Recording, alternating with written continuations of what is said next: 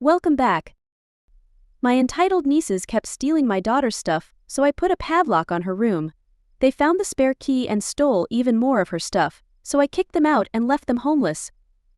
My brother-in-law and his 18-year-old twin daughters live with us, and the twins have absolutely no respect for my daughter's privacy.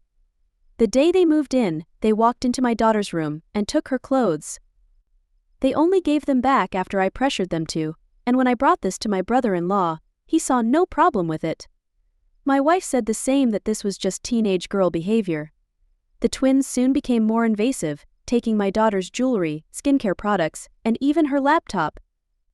The last straw came when my daughter bought a $75 makeup kit that she saved up for, and one of the girls took it without permission and ruined it. When I heard this, I was irate and immediately got my daughter an industrial-sized padlock for her room. When my brother-in-law saw the lock, he wasn't happy.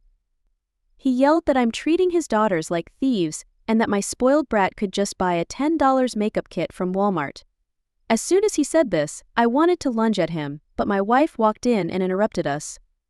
She ended up taking his side, saying teenage girls borrow each other's stuff all the time, and I should remove the lock from our daughter's door. "Over my dead body" were my exact words. Well, it should come as no surprise that it wasn't long before the situation went from bad to worse. Despite the lock, my daughter's privacy was still being invaded. The twins somehow found her hidden key, which I told her to keep as a backup in case she lost hers. I still don't know how they did it, and one day while she was out, they snuck into her room and took her laptop. This time they left the clothes and the makeup. Hours later they returned it, but it was practically destroyed. The screen was cracked, the keyboard wasn't responding, and it wouldn't even turn on. When my daughter saw it, she completely broke down. That laptop held everything: months of college essays, projects she had spent late nights perfecting, and personal photos she couldn't replace. She sat on the floor, holding the broken laptop, and cried uncontrollably. I had never seen her like that before, and my heart shattered.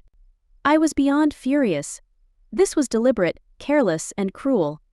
I stormed into the living room where my brother-in-law was sitting, totally oblivious to the damage his kids had caused. I told him what happened, expecting some kind of apology, or at least an acknowledgement that his daughters had crossed a line.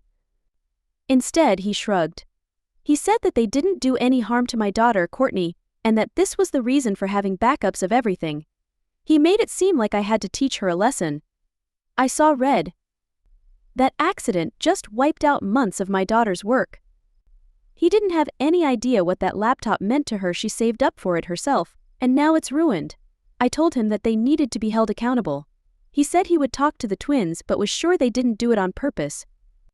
I couldn't believe what I was hearing. They've been invading her space for weeks, taking her things, and now they've destroyed something she can't replace. I told him that he needed to fix this because if he didn't, I would.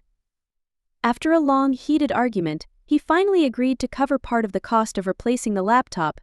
He acted like he was doing me a favor, like I should be grateful he was offering anything at all. It was infuriating. The tension in the house grew even worse after that. My wife tried to stay neutral and hoped that things would work themselves out if we all just gave it time, but even she was starting to get frustrated. Her brother's attitude and complete lack of responsibility were wearing her down. She defended him less and less, and I could see the strain in her eyes whenever we argued about the situation. The next week, Marcy and I knew we had to take a vacation away from the mess at home. So Marcy, Courtney, and I went on a weekend trip to a nearby resort that had an amusement park nearby. It was so relaxing and made me almost forget everything that was going on at home. Unfortunately, we had to return home, and as I walked into the house, I froze.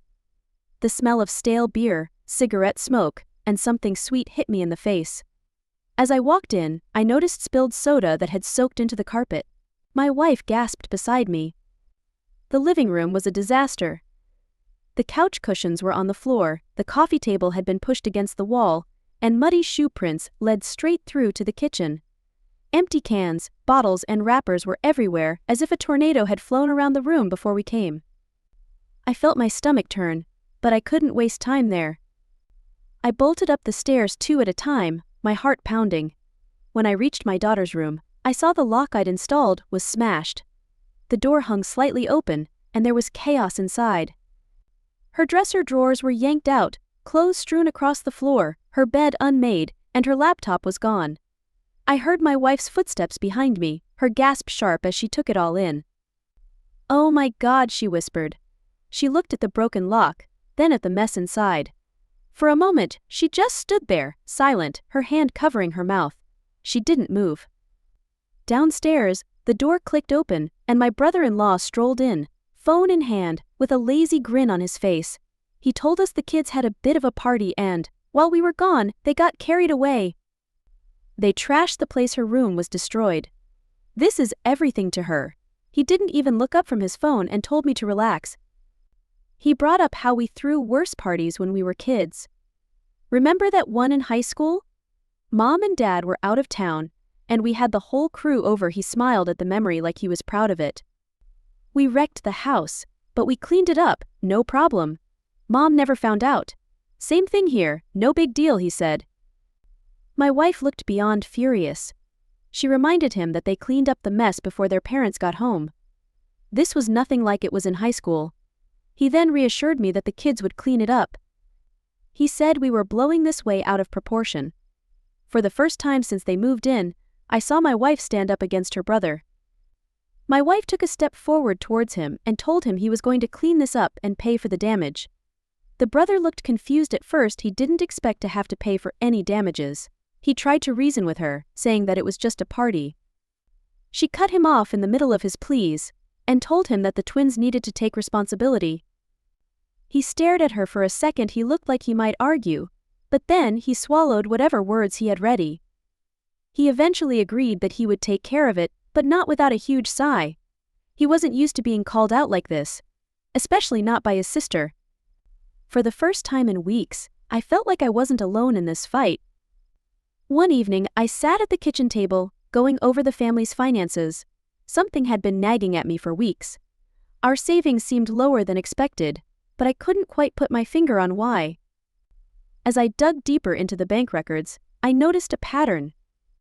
There were small, recurring withdrawals every few days, $50 here, $75 there. Over time it added up, and my heart sank as I realized the total was well over $1,000. I double-checked everything, hoping I was wrong, but I knew that wasn't the case. The withdrawal patterns didn't match our spending habits, and my wife had been just as careful with our finances as I had. That's when it hit me there was only one other person with access to our account. I waited until my wife got home and laid the bank records in front of her. I showed her that someone's been siphoning money from our savings. She flipped through the pages. I saw the realization in her eyes. The dates and amounts pointed to one person. It was her brother. He'd been taking small amounts for months. I don't know what he was using it for, but it was all there. For a moment she just stared at the papers, as if hoping they would tell her something different. Then she dropped them onto the table. We didn't need to wait long to confront him. When he came in later that night, I didn't hold back. I laid out the bank records in front of him, and before he could come up with any excuses, my wife demanded an explanation. He immediately admitted to taking the money but told us that it wasn't what we thought. He explained that he'd been struggling, and that he'd been using the money on football picks for this online gambling thing, but swore it was almost paid off. He said he just needed a little more time and a couple more $100, and he'd be out of our hair. He promised that he was close to hitting it big. My wife blinked in disbelief. He knew it sounded bad and explained it was all part of the game. He said he had already made a little under 100, but that was because he was just starting out. He claimed to know how to win now. She went off on him, and he tried to explain that he wasn't stealing from her because he had the intention of giving it back. He said he was desperate and didn't want to live with us forever, and this was going to be his way out to get his own house again. He'd seen it happen for a lot of his buddies and said he wanted to try it out. He begged us to give him a little bit more time and eventually money. She told him that he would have to pay every cent of that money back and didn't care how close he thought he was to winning big. This stops now. You've betrayed us. You've stolen from your own family, and for what? A chance at some quick cash.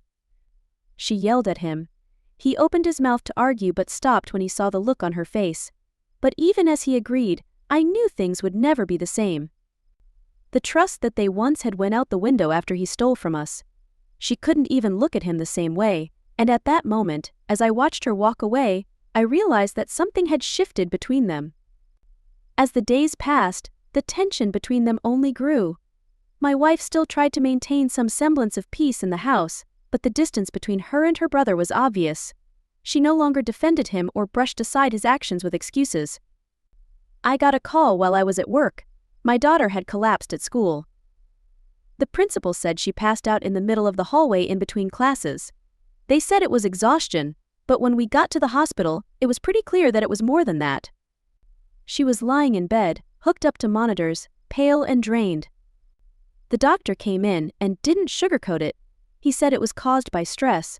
She was physically and emotionally burned out, and it wasn't school or social stuff. It was home. The constant tension, the fights over her space, and the twins always messing with her had all taken its toll. I glanced over at my wife.